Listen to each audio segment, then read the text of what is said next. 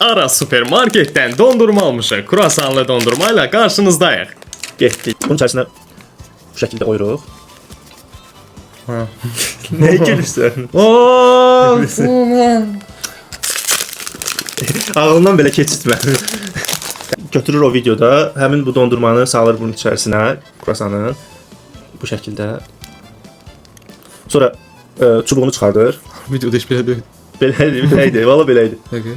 Çubuğunu çıxardır bu şəkildə və Olsun. biraz elə bir ki biraz estetik alınmadı ki orada daha estetik idi.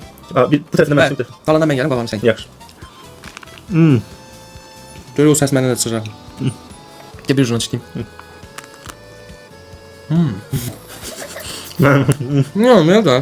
Təyyarə gəlir. Yox, biz bunu vanilli almalıydıq. Onu da işte şokolad, bu da şokolad. Siz Baxın, vanilli üzerinde- yoxlayın uşaqlar. Amma dadlıdır. Dadı yoxlamaq olar. Mən yoxlamışam bir də. Mən yoxlayıram. Sən ye, duş olsun sən. Bu qədər. Videonu bəyənin.